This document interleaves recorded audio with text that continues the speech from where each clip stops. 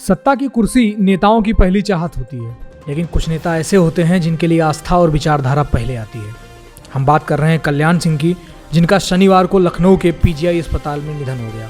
राजस्थान के राज्यपाल रहे और उत्तर प्रदेश के पूर्व मुख्यमंत्री कल्याण सिंह का निधन होने से राजनीतिक गलियारे में शोक की लहर दौड़ गई। उत्तर प्रदेश में 3 दिन का राजकीय शोक घोषित किया गया और सोमवार को सार्वजनिक अवकाश रखा गया। राम मंदिर आंदोलन का बड़ा चेहरा माने जाने वाले कल्याण सिंह की सरकार में पत्रकार कैसे काम करते थे, उनके कार्यकाल के दौरान क्या कुछ प्रशासनिक बदलाव देखने को मिले, कल्याण सिंह ने मुख्यमंत्री रहते हुए क्या ऐसे कदम उठाए जिनके कारण लोग आज भी उनको याद रखते हैं। इसी विषय पर भारतखबर.com ने कुछ पत्रकारों के साथ विशेष बातचीत की। इसी कड़ी में राम मंदिर आंदोलन को करीब से देखने वाले वरिष्ठ पत्रकार राजेंद्र कुमार ने भारतखबर.com के साथ बातचीत की। राजेंद्र कुमार ने कई महत्वपूर्ण बिंदुओं पर चर्चा की। क्या कुछ उन्होंने कहा, आइए आपको सुनाते हैं। उत्तर प्रदेश के पूर्व मुख्यमंत्री, राजस्थान के राज्यपाल, राम मंदिर आंदोलन का बड़ा चेहरा और भारतीय जनता पार्टी के वरिष्ठ नेता कल्याण सिंह का शनिवार को निधन हो गया। आज उनका अंतिम संस्कार होना है। ऐसे में उनके कार्यकाल में किस तरीके से काम होता था, पत्रकारों को क्या कुछ हिदायत दी जाती थी, ये खुद बताएंगे। हमारे साथ वरिष्ठ पत्रकार राजेंद्र जी हमारे साथ मौजूद हैं। सर, राम मंदिर आंदोलन का एक बड़ा चेहरा, भारतीय जनता पार्टी के बड़े नेता कल्याण सिंह का शनिवार को निधन हो गया। आपने राम मंदिर आंदोलन को काफ़ी नज़दीक से देखा है। क्या लगता है सर, किस तरीके से उस दौर में काम होता था?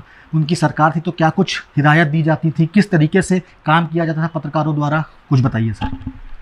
देखो, पत्रकारों को कल्याण सिंह के शासन में कोई हिदायत नहीं दी जाती थी।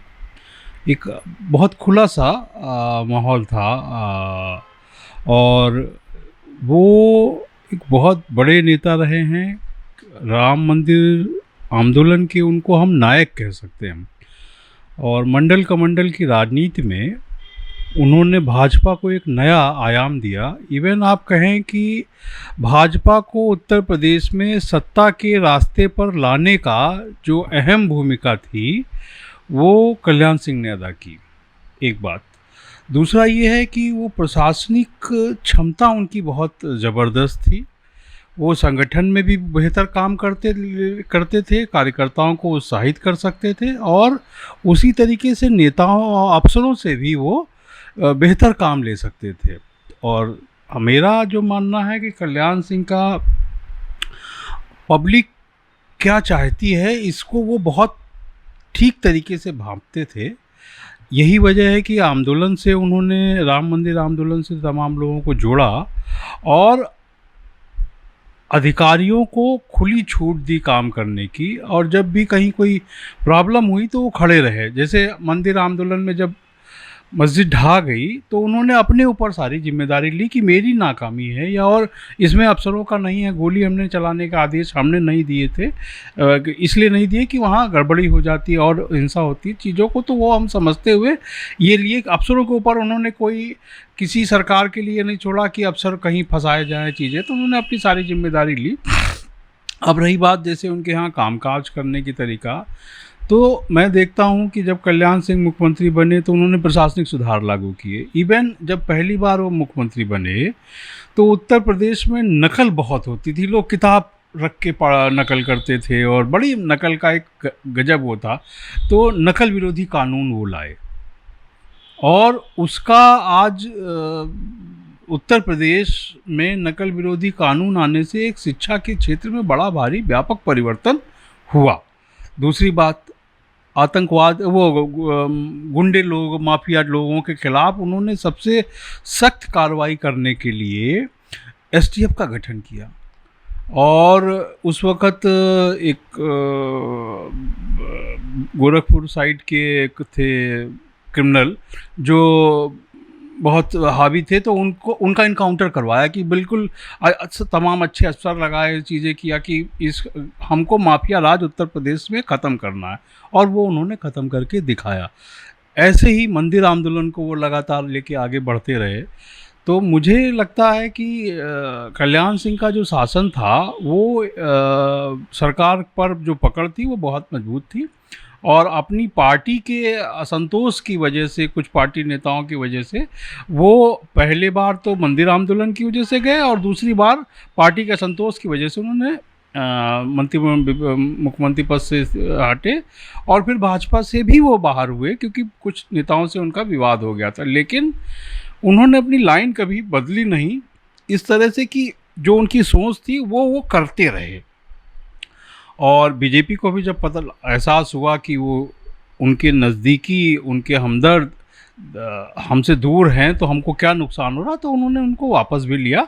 और अंतिम समय जो कल्याण सिंह की इच्छा थी कि हम बीजेपी के झंडे तले अपना जीवन ख़त्म हो हमारा, तो वो आज पूरी भी हो रही है।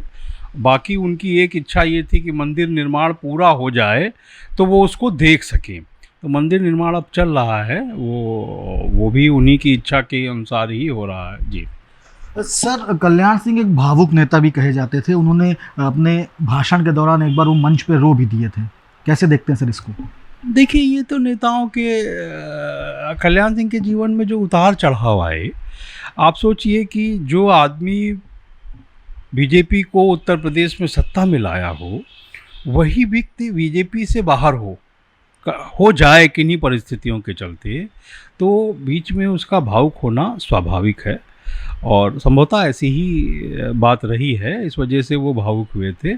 और वो भावुक कम ही होते थे, लेकिन कठोर सोच के थे। अब ये एक ऐसा व्यक्तिगत मामला था, तो जिसमें उनका भावुक होना स्वाभाविक है। और कई बार वो बीजेपी से बाहर होने को लेके भावुक हुए भी हैं, मंच पर भी और कमरों में भी। सर, एक वरिष्ठ पत्रकार आप रहे हैं, आपने आंदोलन को बहुत ही नज़दीकी से देखा है। जब आपके कैमरे भी छीन लिए गए थे कार सेवकों का, आपने सब कुछ, कई दौर आपने देखे।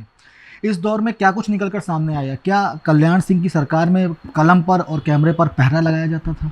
नहीं, कल्याण सिंह की सरकार में कलम पर कोई पहरा नहीं लगाया जाता था। आज भी पहरा कलम पर नहीं है।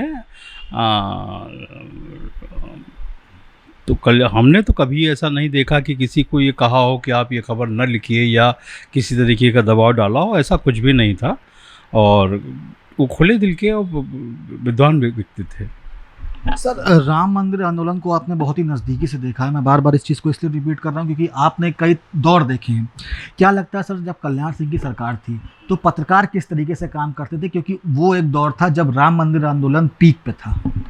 देखिए, राम मंदिर आंदोलन के दौरान पत्रकारों के ऊपर कोई बंदिश नहीं थी। खाली एक जो 6 दिसंबर की जो घटना थी, उस दिन वहाँ पर जो लोग थे वो ये था कि आप इसको रिकॉर्ड मत कीजिए, आप इसको फ़ोटो मत खींचिए, आप वो वहाँ परिसर में, राम जन्मभूमि परिसर में जो लोग व्यवस्था में जुड़े थे, वो और जो उत्तेजित कार्यकर्ता थे, उन सब का एक वो था।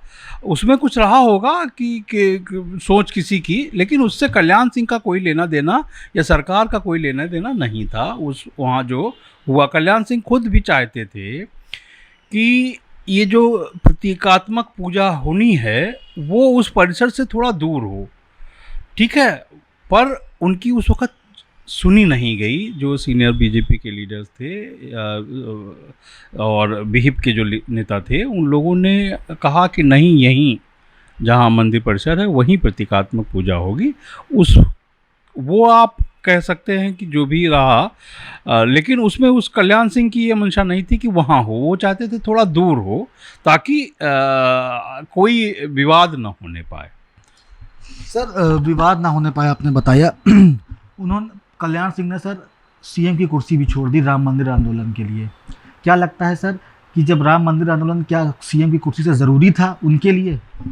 देखिए, वो हमेशा हिंदुत्व के राजनीति कर रहे थे, राम मंदिर आंदोलन के अगुआ नेताओं में थे, ठीक है। तो वो जो घटना हुई, अच्छा, सुप्रीम कोर्ट में उन्होंने एफिडेविट सरकार का था कि उसको क्षति नहीं होने पाएगी। तो जब वहाँ उस ढांचे को गिरा दिया गया तो उन्होंने उसकी नैतिक जिम्मेदारी ली कि साहब, जो हमने कहा था वो हम पूरा नहीं कर पाए हैं, तो इस वजह से हम सरकार से त्यागपत्र देते हैं, अपनी सरकार अपना इस्तीफा देते हैं। और कल्याण सिंह ही एक ऐसे नेता हैं जिनको इस घटना के लिए मंदिर सजा भी हुई थी सुप्रीम कोर्ट से, कि और तो किसी को आज तक की हुई नहीं। तो जहाँ तक नैतिक जिम्मेदारी लेने की बात है, वो कल्याण सिंह ने नैतिक जिम्मेदारी ली, और ऐसा राजनीति में करने वाले नेता देश में एकमात्र मुझे लगता है वही है। एक आखिरी सवाल सर आपसे पूछना चाहूँगा। एक वो दौर था जब कल्याण सिंह की सरकार थी, राम मंदिर आंदोलन तेजी से था। एक आज का दौर है जब योगी आदित्यनाथ की उत्तर प्रदेश में सरकार है और आज राम मंदिर का निर्माण हो रहा है। अगर दोनों के बीच में समायोजन बैठाया जाए तो कैसा देखते हैं इसको? मुझे लगता है कि कल्याण सिंह ने जो काम किया और उसको जो आगे बढ़ाने का काम है वो माननीय योगी आदित्यनाथ जी अब कर रहे हैं, और वो कल्याण सिंह की जगह तो नहीं भर पाएंगे, पर हिंदुत्व के इस वक्त देश में सबसे बड़े अगुवा वही हैं। बहुत बहुत शुक्रिया सर हमसे बात करने के लिए। Thank you. तो ये थे हमारे साथ वरिष्ठ पत्रकार राजेंद्र, जिनका साफ तौर पर कहना है कि कल्याण सिंह ने नैतिक जिम्मेदारी अपने ऊपर ली थी राम मंदिर आंदोलन की, और शायद यही वजह थी कि उन्होंने मुख्यमंत्री पद से इस्तीफा दिया। वीडियो जर्नलिस्ट बाबूलाल के साथ अभिषेक पांडे, भारत खबर, लखनऊ।